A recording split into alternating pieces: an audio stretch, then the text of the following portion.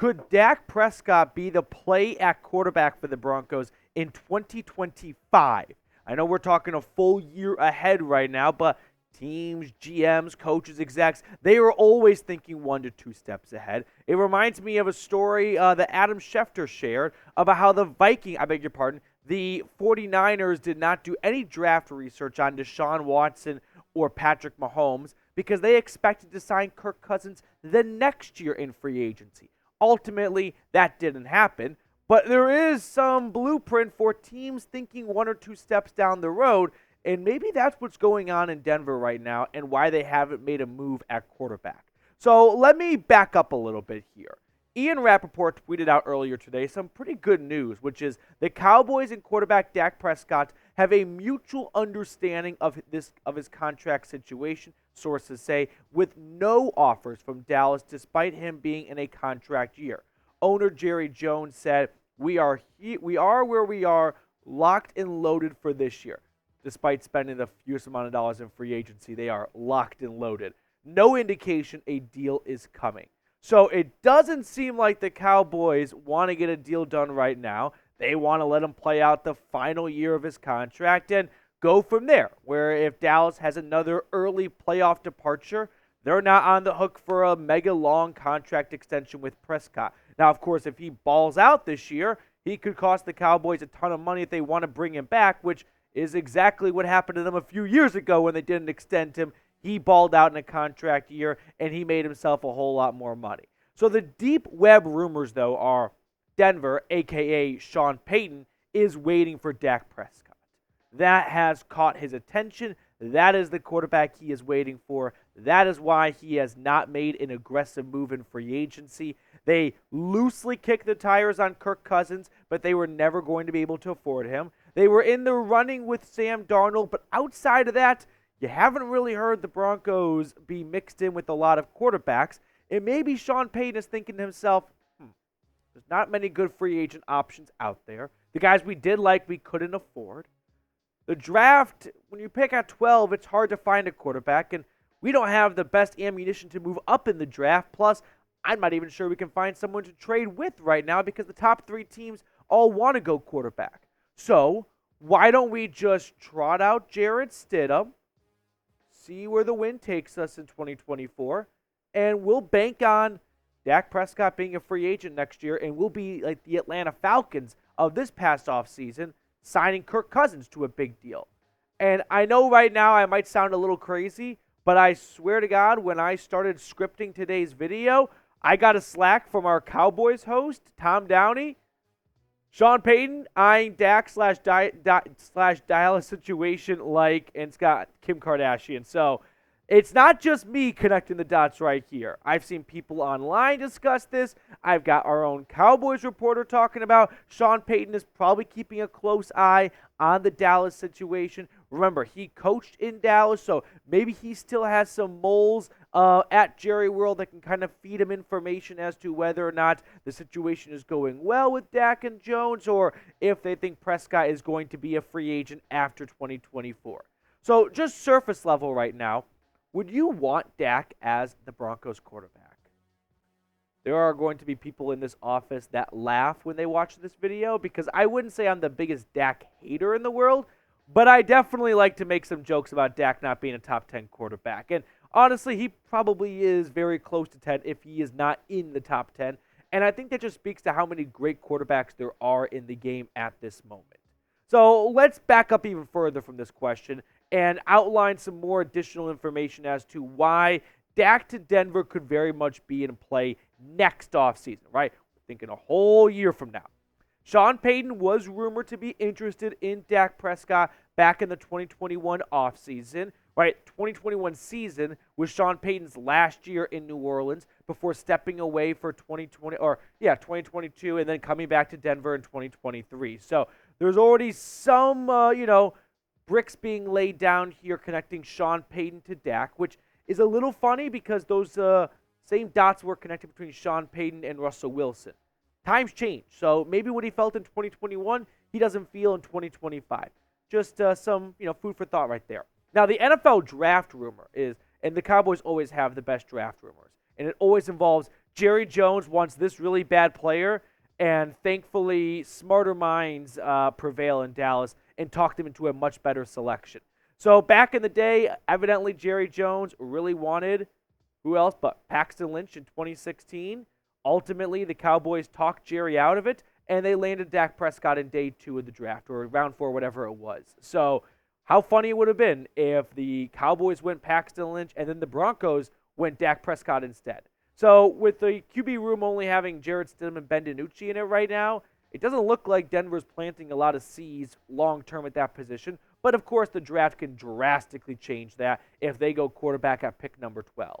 But when it comes to Dak as a player, I'll show you his stats. And his stats always look really good. And they, are good, and for good reason.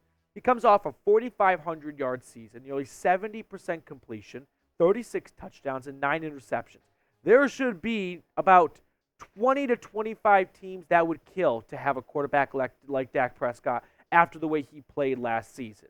But Dak is a tough nut to crack because the postseason shortcomings and disappointments are very real, right? The premature exits, being the 2 seed, playing at home, and then getting boat raced by the Packers in front of your own fans, or getting embarrassed by the 49ers, not once, but twice in the postseason.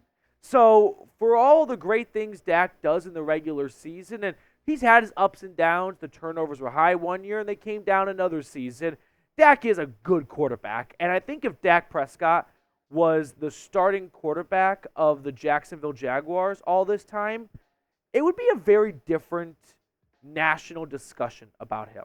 But because he is the Dallas Cowboys quarterback, Cowboys always get more national airtime. And what do people like to do in the offseason when things are bored? They like to tear people down. That's just easier for your national pundits, your Stephen A. Smiths of the world, to do in the dog days of the offseason, because no one really wants to tune in for a 60-minute jerk sesh on Dak Prescott.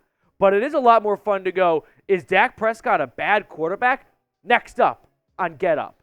So I do think if Dak was in a smaller market, he probably wouldn't receive as much criticism as he does, but that's the business. This is the NFL, and it's not like Denver is a small market. Sure, it may not be as, nationally big in focus as the Cowboys are, but it's definitely not the Bills or the Jags that get very little airtime. So what would it cost to get Dak? Well, I think the best starting point we can look at is what Kirk Cousins got in free agency. He got a 4-year, $180 million contract. Dak is 30 years old right now. Kirk Cousins is 35. So you can make a pretty solid argument that this is not even remotely close to what Dak would be looking for, as he is 5 years younger than Kirk Cousins. I think Dak Prescott's going to be looking for a 5-year contract that pays I was going to say, I'm not going to do the math, but $47 million a season, right? That's $2 million more than what Kirk Cousins is making on average. That's just a starting point, especially if he has a great year. It may get all the way up to $50 million. So with that being said, 5 years, $235, yeah, that may be what Dak's looking for. And we'll have to, obviously this is a year from now, so who knows what the market looks like? Who knows what team needs quarterbacks? If there's a bunch of teams that are QB needy, that could really drive the price up. If there's only one or two, maybe the market calms down a little bit. But for me, obviously it's tough to say whether or not the Broncos should go get a guy a year from right now without knowing how 2024 unfolds. Like if they find a diamond in the rough in the draft, to hell with Dak, right? We've got our guy. But if Denver is outside of the top 10 in the 2025 NFL draft, just like they are right now, where they feel like they can't go get the number 1 or the number 2 quarterback on their big board, then I'd be open to Dak. How could you not be? He would be the best quarterback this team has seen since Peyton Manning in what will be a decade, and you could combine all the other quarterbacks, and Dak Prescott is better. And that's not saying a whole lot, because there's not a lot of great quarterbacks that have come into to Denver since the sheriff retired. But if the Broncos find themselves yet again picking 11, 12, 13 or whatever, right? They go 7, 8, 9-win season, and they don't feel like they can move up in the draft to go get a premier rookie quarterback, then maybe spending on Dak. And listen, if there is one ownership that wouldn't mind writing another big check, it is the Broncos ownership. Now, a trade up this year seems really tough. I know that's obviously addressing this need now compared to waiting till next offseason, but I'm going to continue to beat the drum of you're sitting right behind the Vikings in the draft who are openly looking to trade up right now. I don't find a way Denver makes a better offer than the Vikings unless the Patriots and the Cardinals are open to trading back, and now 2 spots are open, right? Right now, there is maybe 1 seat left on the plane. Who's first on the standby list? It's Minnesota.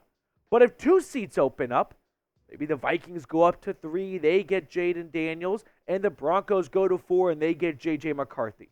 But you need 2 people to be severely hungover and miss their flight. I don't know if that's going to happen with New England and Arizona. All right. More on this, by the way, in just a moment. But today's show is sponsored by Game Time. Spring is here, which means we have baseball to watch, along with playoff basketball and hockey, along with March Madness, of course. And you shouldn't have to miss any of the action because of ticket prices. With Game Time, you can get killer last-minute deals and all-in prices for all the big events. There is nothing more frustrating than spending time searching for the best ticket prices, which is why you should give Game Time a shot. They have flash deals, zone deals, and the lowest price guarantee. So if you are trying to catch a game, concert, or any other event in your local area, download Game Time today and use code CHATSPORTS for $20 off your first purchase. What I love about Game Time is it gives you a view of your seat before you purchase your ticket, so there are no surprises when you show up. It's the place to find last-minute seats. Download the Game Time app, create an account, and use code CHATSPORTS for $20 off your first purchase. Terms apply, but again, create an account and redeem code CHATSPORTS, CHATSPORTS for $20 off. Download Game Time today. Last-minute tickets, lowest price guaranteed, and I put all that information in the comments and description of today's video. All right, let's switch gears and talk about another quarterback from the state of Texas. What about Davis Mills? So the 33rd team, it's another sports publication. They proposed a trade that would send Mills to Denver in 4 trades we would love to see happen this offseason. All these sites do it. I think it's an okay topic to bring up. So he was a 3rd-round pick back in 2021 out of Stanford, and for a little bit there, he had Mills Mafia going for him, and then he probably should have gone out on top because it only got worse the longer he played.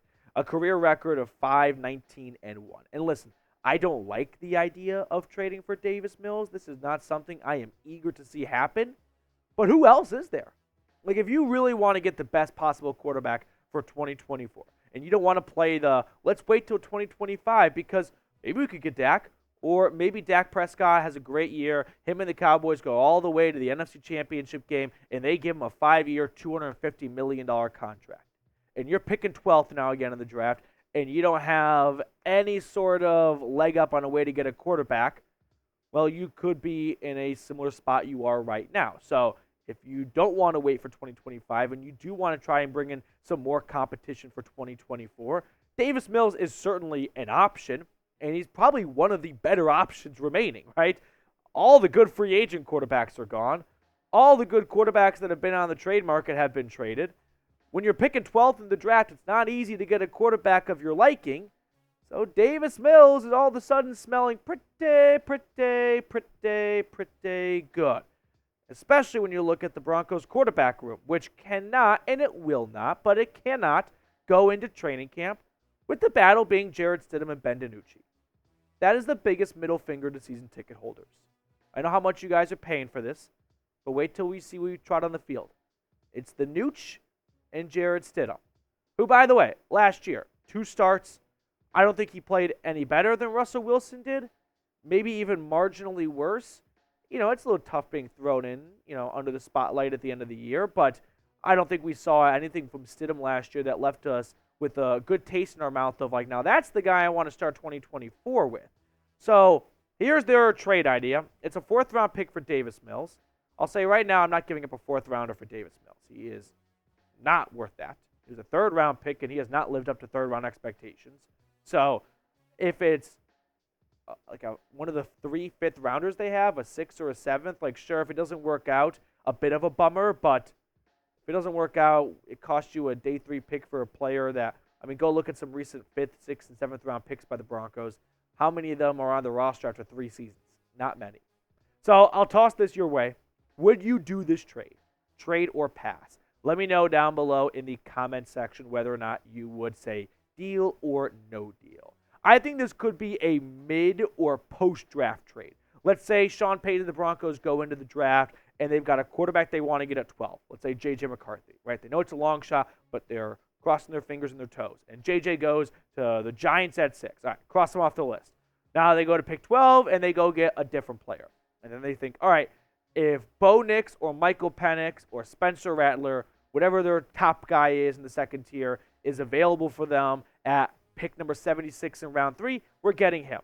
Well, let's say all 3 of those guys go before pick 76. Maybe plan C is, all right, we're going to call Houston now. We're going to trade for Davis Mills. That could be something that goes down during the second and third day of the NFL draft.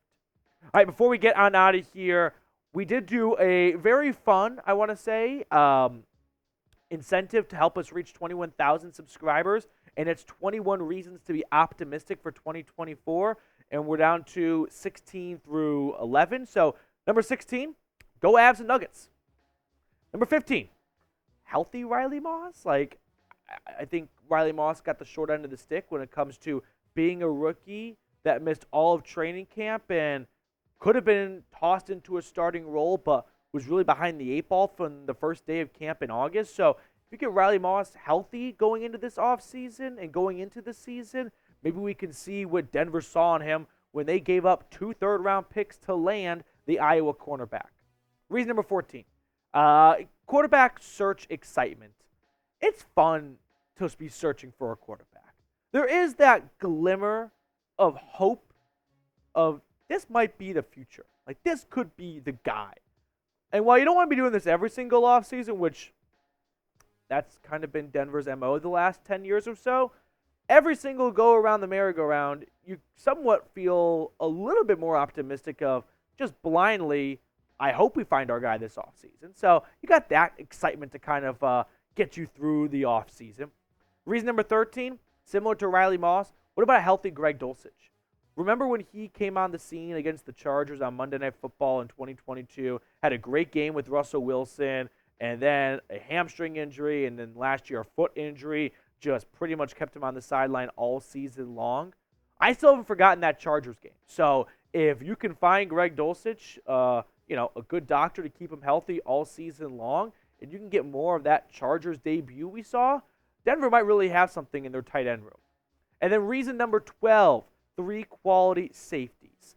Unfortunately, there are no Justin Simmons on this team when it comes to leadership and community impact and overall play on the field. But I think Brandon Jones, Caden Stearns, and P.J. Locke, for what you're paying them, you're going to get solid quality safety play. And I think all 3 of those guys have some really good upside to their game. Sure, I don't think any of them are going to lead the NFL in interceptions like Simmons did, but I don't think the drop-off is going to be jarring.